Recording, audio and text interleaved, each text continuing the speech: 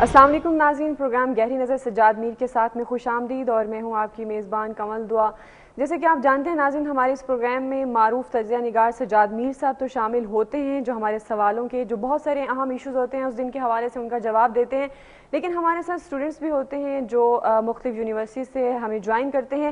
آج university of Gujarat سے ہمیں اسٹوڈنٹس نے جوائن کیا اور خاص طور پر یہ گجرات سے اسپیشلی جو ہیں ہمارے اس پروگرام کے لیے تشریف لائے ہیں۔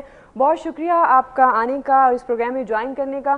اور ناظرین، جیسے کہ آپ جانتے ہیں کہ اسٹوڈنٹس بھی اور ہماری یوتھ جو ہے خاص طور پر بڑی گہری نظر رکھتی ہے آج کے ملکی حالات و واقعات کے پاس۔ یقیناً میں دوبارہ سے خوش آمدید کہوں گی، حفصہ ہیں، شجاع ہیں میرے ساتھ، ثاقب، کاشف، اور آپ ہمیں جوائن کیا، پارٹیسپیٹ کیجیے گا۔ جو بھی آپ کے پاس سوالات ہوں گے آپ میر صاحب سے پوچھ سکتے ہیں اور میں میر صاحب کو بھی ویلکم کروں گی۔ کیسے ہیں آپ؟ تھینک یو جی، بہت اچھا ہوں میں۔ میر صاحب یقیناً اللہ تعالیٰ آپ کو اچھا رکھے۔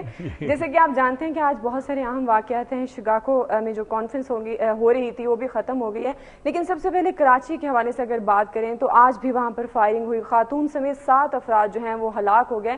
تو آپ کیا سمجھتے ہیں، آپ کے خیال میں کراچی کے حالات قابو میں کیوں نہیں آ رہے؟ وہاں پر اہم سٹیک ہولڈرز موجود ہیں۔ دیکھیں، یہ جو آج کا واقعہ ہوا یہ کئی لحاظ سے افسوسناک ہے۔ یہ ایک جلوس تھا، ایک ریلی تھی جو عوامی تحریک والوں نے نکالی تھی۔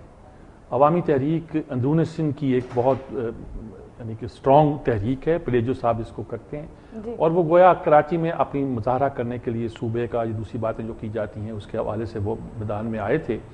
اور لیاری سے ایک جو گڑھ ہے پیپلز پارٹی کا جس کو کہا جا سکتا ہے کہ وہاں بلوچی اور سندھی نژاد جو پہلے سے سندھ میں رہتے تھے وہ لوگ آباد تھے، وہاں سے لے کر وہ نکلے تھے۔ درمیان میں یہ کھارادار اور علاقہ آتا ہے کہ جو خبروں میں بتایا گیا ہے، کچھ لوگ نیپیر روڈ بتاتے ہیں اور کچھ لوگ جیسے ڈینسو ہال، دونوں ساتھ ساتھ جگہ ہیں، دونوں سے کریکٹر الگ الگ بن جاتا ہے۔ نیپیر روڈ تو وہ علاقہ ہے جو جیسے ہماری لاہور میں ہیرا منڈی ہے، اس علاقے کو کہتے ہیں ڈانسنگ ایریا ہے، لیکن اب وہ بالکل لنڈا بازار بھی ہے، وہاں بہت سی چیزیں ہیں، ایک اسی مارکیٹ کا ایک حصہ ہے۔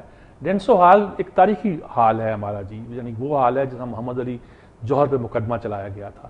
جب وہاں پہنچے تو وہی جہاں ایک بار جلوس وہ نہیں تھا اہل تشیع کے جلوس پہ ہوا تھا، واقعات ہوا تھا 2-3 سال پہلے، اور پھر بولٹن مارٹ کی دکانیں بھی جلی تھی، یہ ہوا تھا، اسی کے قریب یہ واقعہ پیش آیا جی۔ اور دکھ کی بات یہ ہے کہ فائرنگ ہوئی ہے، یہ کیا گیا، اور دور سندھ سے آئے ہوئے مہمان گویا کراچی میں ان کو کہا گیا کہ تمہارا یہاں کوئی مقام نہیں ہے، تم یہاں کچھ کام نہیں کرو، یہاں اپنی طاقت کو شو نہیں کرو۔ وہ اس خیال سے آئے تھے کہ اب شاید ایک ٹالرنس کی فضا پیدا ہو گئی ہے، اب سب لوگ جلسے نکال رہے ہیں، جلوس کر رہے ہیں، ریلیاں نکال رہے ہیں، ہم بھی اپنی طاقت کا مظاہرہ کریں۔ تو غالباً ان کی طاقت کو کچلنے کی کوشش کی گئی ہے۔ لیاری سے نکلتے ہی تو وہ تو پیپلز پارٹی کا علاقہ ہے، ہٹ کے باہر آئیں تو یہ مکس علاقہ بن جاتا ہے، اس میں سب جماعتوں کی، اور جے یو پی ایک زمانے میں یہاں سٹرونگ تھی، سنی تحریک آج کل مثلا یہاں سٹرونگ ہے، ایم کیو ایم بھی یہاں اپنی بہت بڑا ہولڈ رکھتی ہے، فروخ ستار بھی ساتھ حلقہ انتخاب ان کا موجود ہے۔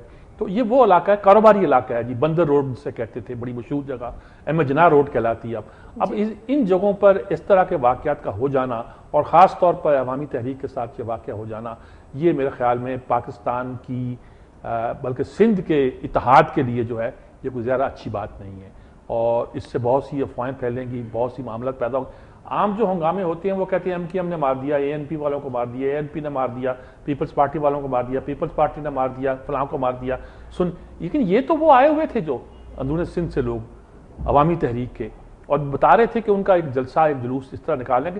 اس طرح کے کچھ واقعات کراچی میں ہوئے ہیں جو بالکل جس کی توقع نہیں۔ مثلا ربیع الاول کا جلوس تھا، 12 ربیع الاول کا، میلاد النبی کا، نشتر پارک میں جلوس تھا، وہاں بم بلاسٹ ہو گیا تھا، اور جہاں بڑے اہم نامور سنی تحریک کے علماء بھی اور دوسرے لوگ بھی، حنیف طیب ہمارے بڑے ایک پیارے دوست تھے جو خاص طور پر بہت ایکٹیو تھے، وہ لوگ بھی جو تھے وہ شہید ہوئے تھے۔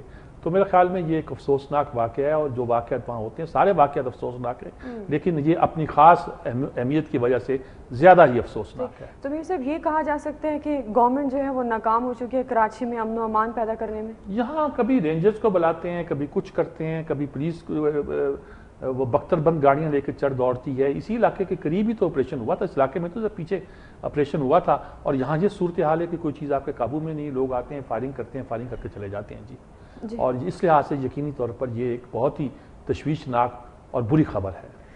میر صاحب اس کے ساتھ ہی تھوڑا ڈسکس کریں گے، شکاگو کانفرنس جو ہو رہی تھی ختم ہو گئی، کیا ملا پاکستان کو، اور خاص طور پر امریکہ، افغانستان اور نیٹو نے کیا حاصل کیا؟ اس کانفرنس کا اگر تجزیہ کریں تو کیا کہیں گے آپ؟ دیکھیں، ہمیں تو لگتا ہے کچھ نہیں ہوا، وہ فرت اللہ بابر کہتے ہیں کہ دیکھیں نا ثابت ہو گیا کہ ہم کوئی نیٹو کی سپلائی کھولنے تو نہیں آئے.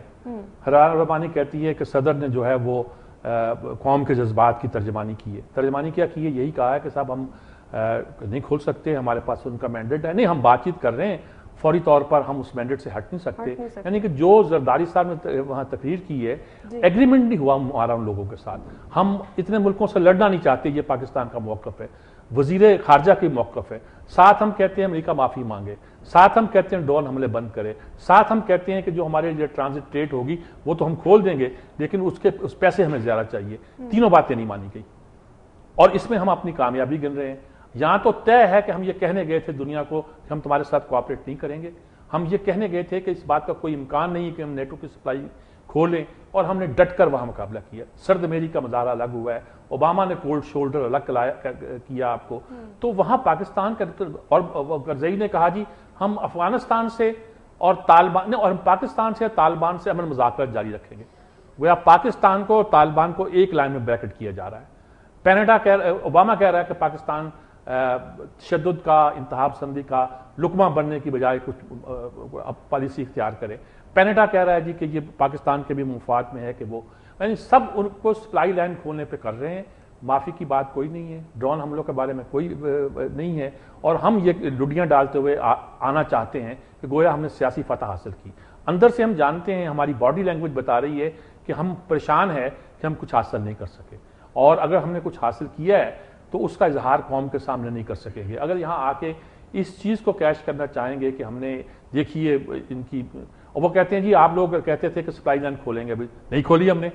حالانکہ بھی کھولنے نہ کھولنے کا مسئلہ تو یہ ہے کہ اگر کھولنی ہے تو صحیح وقت پہ کھولیے, اور کل 100 جوتے اور 100 پیاز دوبارہ بھی اگر آپ نے کھانے ہیں تو پھر بہتر یہی ہے کہ آپ کھول کے آتے, وہاں اناؤنس کر کے آتے اور طے کر کے آتے. وہاں اتنا پریشر پہلے ڈالتے کہ نیٹو کی اس کانفرنس سے پہلے آپ کے مسائل جو تھے وہ طے ہو چکے ہوتے. ہر چیز کو آپ ڈیلے کرتے ہیں, وقت پہ کچھ کرتے نہیں ہیں, اور وقت پہ کہتے ہیں نا ایک ٹانکا 100 سے بہتر ہوتا ہے, تو وہ ٹانکا تو آپ کو لگانا نہیں آیا. یقیناً میرے خیال میں وقت کا انتظار کرتے کرتے 4 سال بیت گئے ہیں. امیر صاحب یہاں پر ایک چھوٹی سی بریک لیں گے, بریک کے بعد آتے ہیں ناظرین, نیوز بریک ہے, اور ترک وزیر اعظم کے دورے کو بڑی اہمیت دی جا رہی ہے. اس حوالے سے ہم میر صاحب کا پوائنٹ آف ویو جانیں گے, ہمارے ساتھ رہیے گا.